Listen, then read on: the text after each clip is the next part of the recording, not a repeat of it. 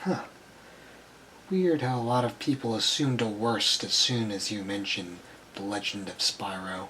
As you can see by the belligerent downvotes on your posts, the Legend of Spyro fans are not welcome here. Regardless of the rules posted on the right, it's a shame but sad reality of this fanbase and Reddit in general. Posting anything not related to the original trilogy here just gets downvotes. Yeah, I'm getting a surprising amount of hate for liking both. Lol.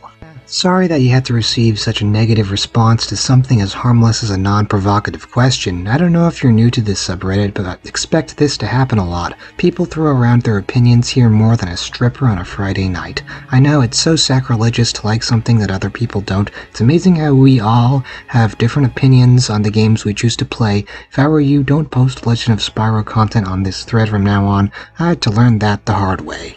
Is this 1984 all over again? Ah, yes. The Legend of Spyro games. Dawn of the Dragon being the third entry in the trilogy.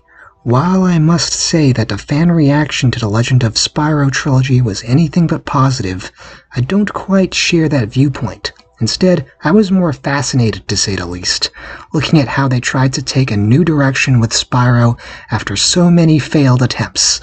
The darker story, the use of melee combat. My younger self didn't see it as something really bad. The world building that the games displayed with the Guardians and the Dark Armies kind of made me feel like I was reading a fantasy novel, which is kind of funny since it takes a lot of inspiration from Lord of the Rings. Some of it was present in the original games, and maybe the Legend games' story was a bit on the generic side, but if there was anything that the Legend trilogy succeeded at doing, it was giving a fresh take on Spyro that felt new, which could be a good thing or a bad thing. Now the time has come. I've already done A New Beginning and The Eternal Night, but now it is time for Dawn of the Dragon. Roll up your sleeves, boys and girls. This is going to be a wild ride. No need for this to be taking up too much space. So the game begins where the Eternal Night left off. Several golems are searching within the depths of the Catacombs. Spyro had frozen both himself and Cinder into solid crystal in order to preserve themselves from the falling debris. The Dark Master is freed and it feels as if shit hit the fan. But as Ignis says, sometimes when all seems lost, a light shines through the darkness. And sure enough, in a burst of light in the darkness, the crystal shatters, freeing Spyro and Cinder. As the dust settles, a Grublin attaches a snake around their neck. Why? Well, narratively speaking, it's never explained. Spyro and Cinder wake up, finding themselves chained together and staked to the ground. Why are they chained to the ground? What possible reasoning is behind this? Well, there's no time to contemplate for answers as you fight your way through waves of Grublins. And that's what I love about Dawn of the Dragon.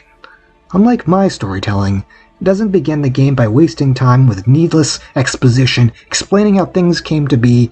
The game immediately puts you in the middle of a pulse-pounding battle with Grublins surrounding you on all sides, all the while trying to provide a tutorial of how to do combat. All of a sudden, a golem arises from the ashes. The very first boss is among you. No explanation needed. It's the difference between me being bored and me being hooked in from the beginning of the game. Wait a second. There's a strong attack, weak attack, mana bar, quick time events. If I wasn't so uninitiated, I could have sworn I was playing God of War. That's right, the combat for Dawn of the Dragon has been revamped from A New Beginning and The Eternal Night. While the predecessors relied a lot on mashing the circle button, Dawn of the Dragon actually makes use of button combinations. Along with the strong and weak attacks, you also have a grab move that can be executed sometimes in midair to rake in some hits. The game also makes use of a combo meter to decide. It all makes for a more complex system than the simplistic one found in The Eternal Night and A New Beginning, which became repetitive very quickly.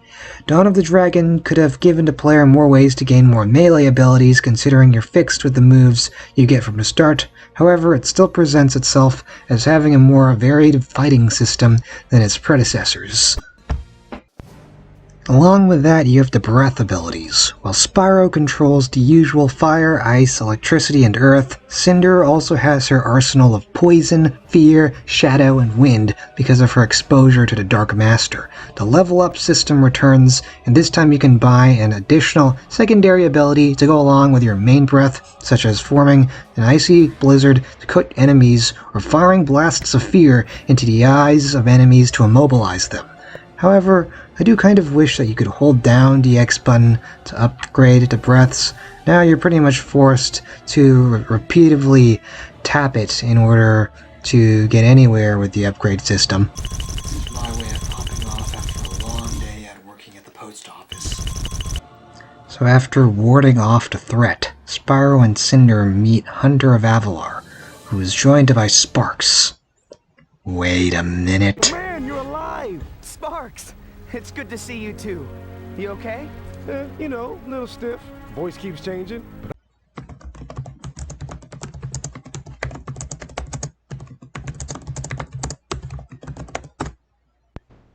Wayne Bradley. First David Spade, then Billy West, and now Wayne Bradley. But I can understand why nobody wanted to stick with Sparks. He's so unlikable in these games, being just a comic relief that nobody really pays attention to. But in this one, I'm not sure if it has something to do with Wayne Bradley or the quality of Dawn of the Dragon. He's actually not too terribly annoying compared to his other renditions in the previous two games. There's something about him that seems kind of toned down while I was playing. A little stiff. Voice keeps changing. Spyro and Cinder traverse through the catacombs, and here is where you really get to experience the two-player co-op. It was one of the aspects that Étranges Libellules was selling. Now, I don't have much to say about this, considering that I don't have any friends with me at the moment. However, they do a lot of interesting puzzles that involve you having to switch between characters. Sometimes you'll have to use either Spyro or Cinder's elemental abilities to solve them. For instance, you have to switch to Cinder in order to use the wind element to blow into a horn to activate a switch. Most of these puzzles are really fun to do, and they add a good break from the combat.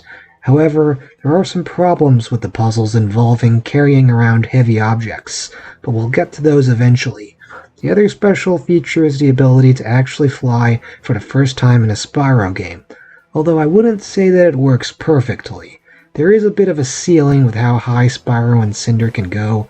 Also, it does slow you down to a certain extent, and in later levels, where you have to go back and forth between different points, it's not the best form of transportation. So after solving a series of puzzles and barely managing to escape the golem,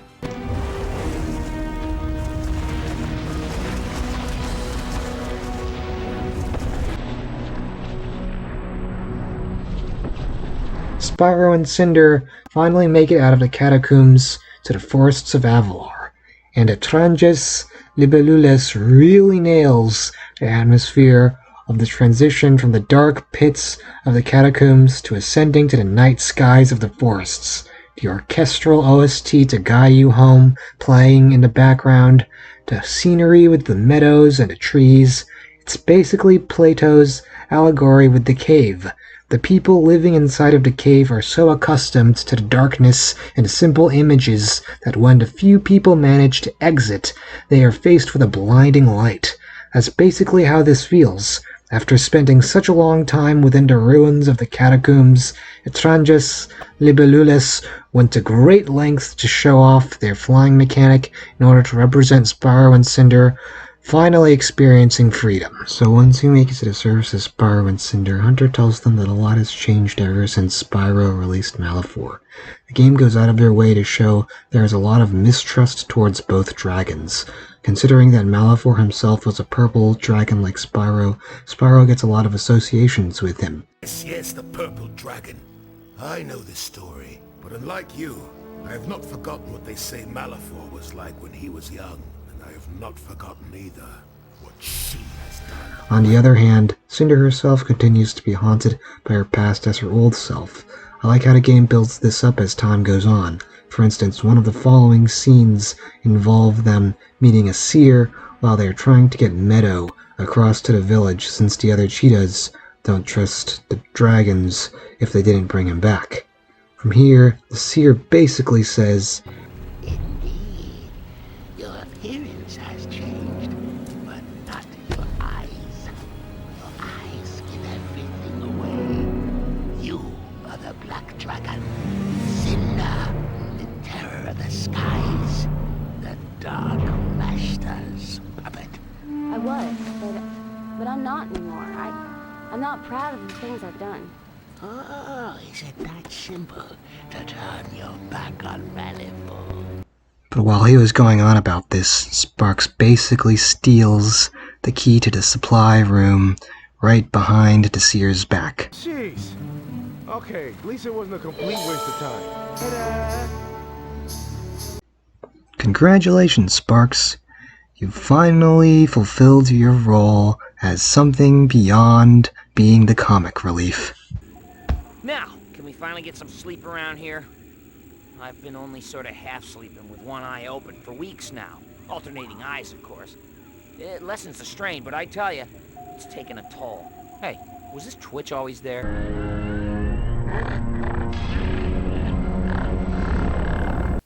So you head over to the supply cave where you grab 2 adamantine balls to lower the raft. Now here's a good spot where I can talk about some of the issues with the gameplay. For the most part, the gameplay involves you wandering around an open plain trying to accomplish tasks. The problem is that these tasks are so freaking hard to find if you have a map that is this open. Like, I can't tell where the fuck anything is, so I'd wander around trying to figure out where to go. It wasn't too bad though, because if there is one thing that Dawn of the Dragon nails, it's the art style. Man, they even went to the trouble of adding in moving clouds. Everything feels like a moving, breathing world. In the original Spyro games, the games always felt like they were trying to go for what appeared to be like a storybook kind of setting, and The Legend of Spyro Dawn of the Dragon feels like I'm looking at a pop-up book.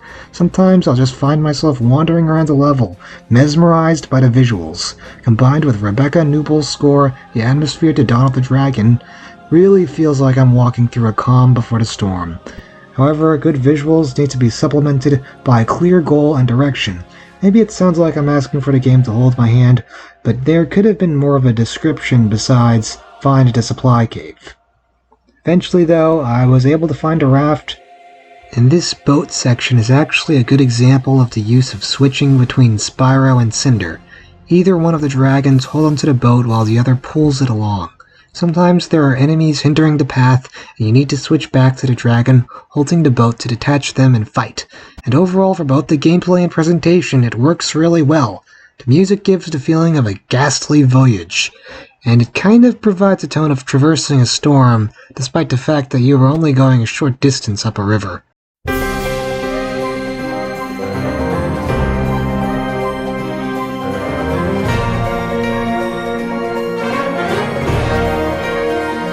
So Meadow is brought back and the cheetahs gain a bit of trust in you, although it isn't to the fullest. Hunter is released. I kinda wish that Hunter got more character development. Like, I wish that they explored more as to why the cheetahs mistrust him and treat him as an outcast, but what can you do? So the cheetahs give you access to the Dragon City in order to help out in the war. But hey, remember the golem from all the way back in the Catacombs? Well, he makes a return to attack the city. Eventually you are separated from Hunter, and Spyro and Cinder are left to help the moles, or the civilians, panicking in the raid. The moles' houses are under fire, and this is the worst of the backtracking levels in the game. So first you have to put out some fires in order to save the moles from the buildings, and it wasn't clear to me what you were supposed to do with the buckets. I kept hovering over the pool of water, and it wouldn't fill. It took me a while to figure out that you had to pull the switch to fill the pool up with water, which is hidden all the way in the back. Now how was I supposed to know that?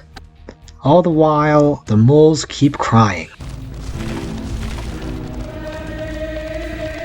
Help! Help, please! Please help us! Help, please! Help! Please help us! Oh, fire! Help! Help! Please help us! Help, please! Over here! Over here! Yeah, it's as ear-grating as it sounds. I'd rather read A Brief History of Time by Stephen Hawking than do this objective. Scientists, some say it was Bertrand Russell, once gave a public lecture on astronomy. He described how the Earth orbits around the Sun, how the Sun in turn orbits around the center. Let's get back. I failed this numerous times, and I was always panicking what to do next, since there was no clear indication other than extinguish the fires. After that, you have to defend a turret from being attacked, and with this section of the game, you have to go back and forth between fixing the turret while at the same time destroying the enemies, which I suppose isn't too terrible compared to the last one, but it is stressful having to go back and forth. We got a bullseye! Spot on! With a few more shots, mate, I can destroy it. Help me reload just one more time. Finally, you have to close the door in order to prevent enemies from coming through. And this one also had me struggling to figure out what you were supposed to do.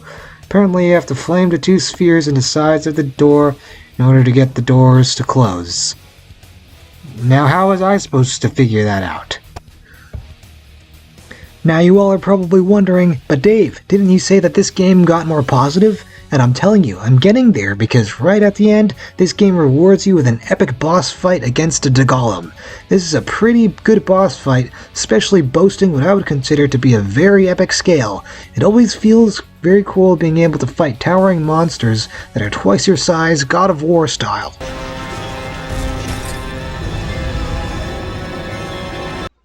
So Spyro and Cinder reunite with the Guardians, and there's some inspection over the snake vines around Cinder and Spyro. How can we fight back if we're made to fight like this? Spyro, Cinder, you have done well to get this far despite this. Do not view this chain as a hindrance, but allow it to be a reminder of the bond you two share.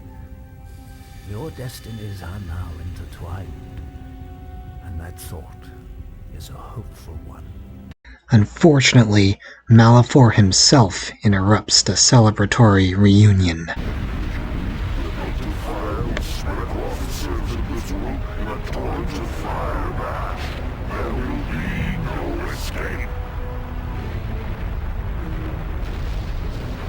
Destroyer.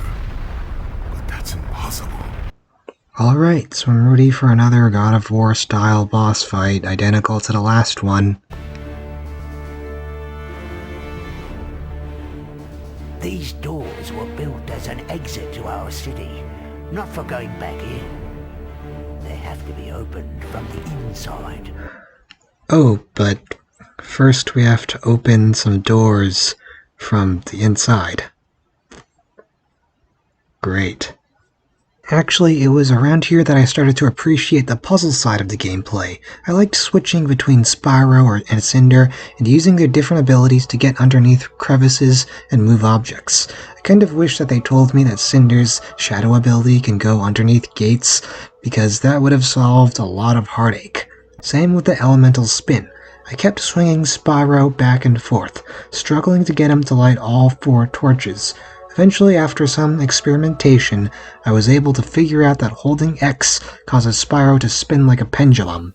I guess another issue that I had was solving the puzzles involving the adamantine balls. Since they were so heavy, they can weigh down the dragon flying.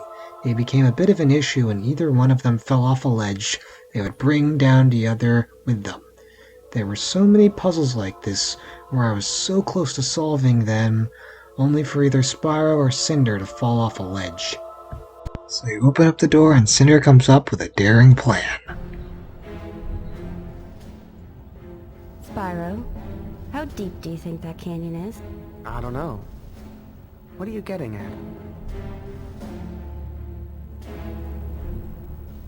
What? What are you looking at? Do I have something in my... Is that my teeth? Cinder, you're a genius. And you go through another series of lifting adamantine balls in order to release the water collected within the dams. The puzzles were mainly challenging because sometimes it was hard to find a sense of direction, but at the same time, this provided a lot of aha moments when I finally figured out where to go. So even though I was shaking my fist in frustration, it was rewarding when I finally figured it out. Phew, man, I've been going on for way too long. How about we get a bit of an intermission? So this was quite possibly my favorite part in the entire game. When the river slows the destroyer down, they decide to take the fight into their own hands. Here's where you land on top of the destroyer and try to kill him from the outside by shattering the dark crystals on his body. It was really cool that whenever you obliterate a crystal, another part of the body opens up. But then you enter the monster's insides, where you destroy the final crystal in the middle of a pool of lava. Honestly, this was where I really got engaged with the game.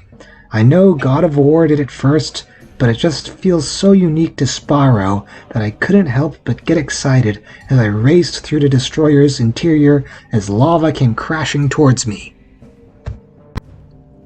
However, it could only do so much damage to the destroyer, for it still managed to attack the village.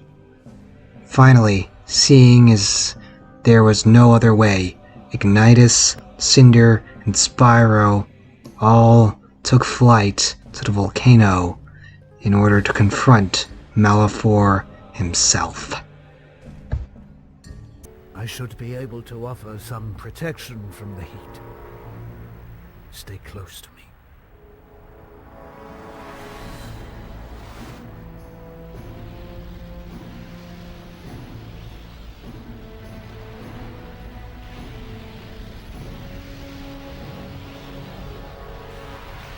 Ignitus, let's turn back. There's got to be another way. Spyro, Cinder, I have never done right by either of you. Allow me to do this. What are you saying? My path ends here, but yours lies beyond this. Draw strength from each other and follow your heart. It will never fail you. Now go. Go. Go! And just like that, Ignis sacrifices himself. Ignitus! No! Spyro, stop! It's too late. You can't do anything for him now. No, he isn't gone. Spyro, let it go. No. Okay, this scene was a real tearjerker for me. Seeing Spyro let his emotions take over, only for Cinder to prevent him from going down that path, these are all things I can relate to. You're not alone. It really showed the bond between Spyro and Cinder.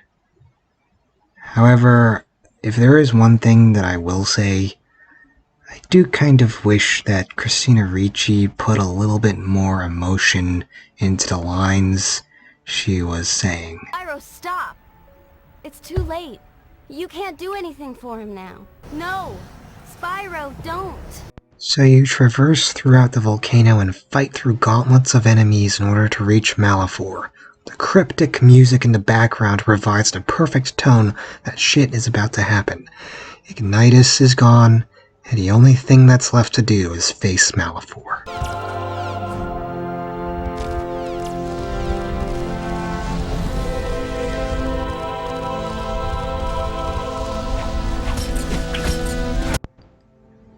Although, later on in the Floating Islands, the score turns to one of serenity, almost like the calm before the storm.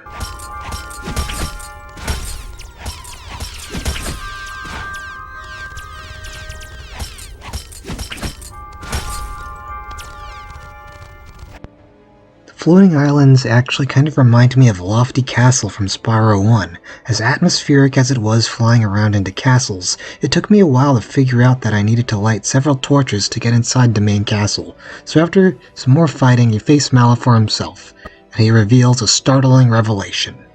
You used her. I used her, she used you. What does it matter, really? What does he mean? He doesn't know.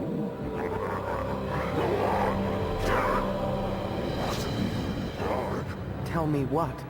How she lured you to dwell as souls. How she tricked you into fleeing. You're lying. I find it peculiar how you chosen to do one of these. I kind of wish that they tried to put more emphasis on this earlier in the game. It kind of feels like it is sprung onto you out of nowhere, like it is a plot point that is brought up very briefly in the end. Malefor goes on to reveal the true destiny of Spyro's fate as a purple dragon, which is to bring about the destruction of this world to bring about a new one. Maybe this is a bit of a tangent, but I really like how Spyro's destiny is brought up a lot throughout the game. Malefor almost serves as what Spyro would have become if he had fallen. So anyway, Cinder briefly turns back to the dark side. But when Spyro relents, she turns back, just like that. Almost as if it's another dropped plot point, or... Because you've left me nothing to fight for.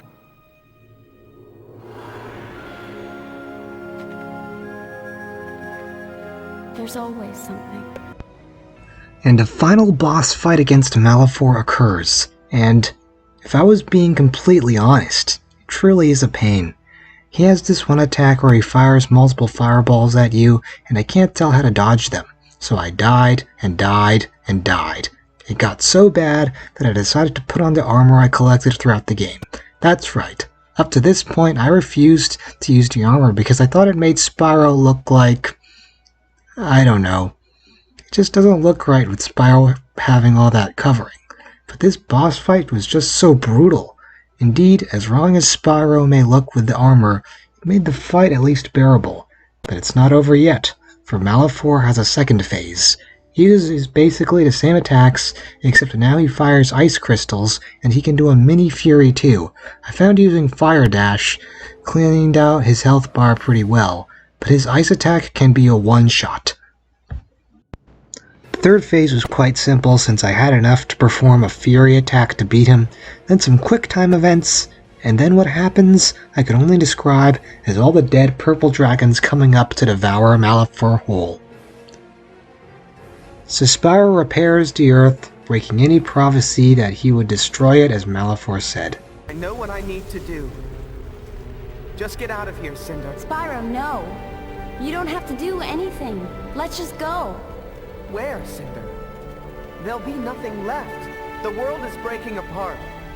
But I think I can stop it. I think I'm meant to. Then I'm with you.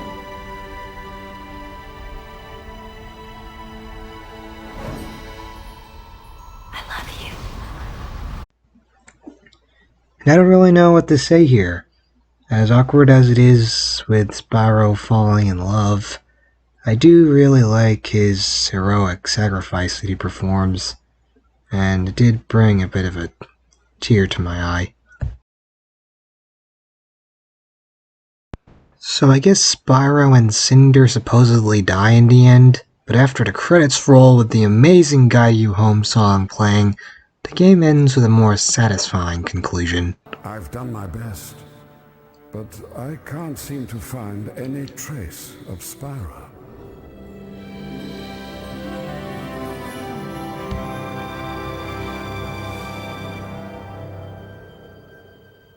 Well, young dragon, where might you be?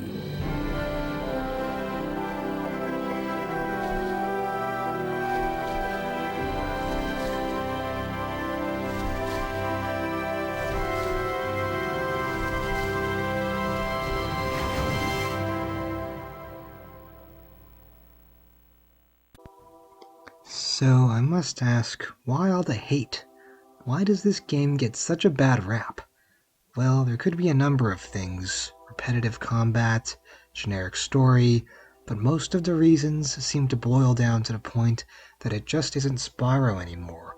You see, a lot of people feel that there needs to be like a definitive version of a piece of art, consistency for lack of a better term.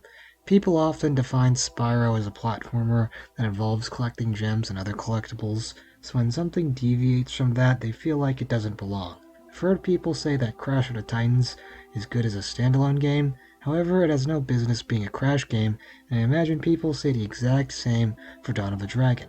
So maybe they have a point that there needs to be specific attributes to a game that adds to its charm, however, it also prevents the person from looking at the game honestly. Rose-tinted glasses, per se.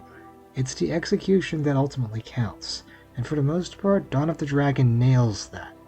While the combat could have been more varied, it was still satisfying and even improved over the previous 2 Legend games by being able to mix up melee abilities. Maybe the story feels like it's something that is from Lord of the Rings and can be a bit generic at times, but I generally felt engaged with the journey Spyro was going through, and the ending just felt like something that pulled at my heartstrings. So yeah, this is definitely a good game.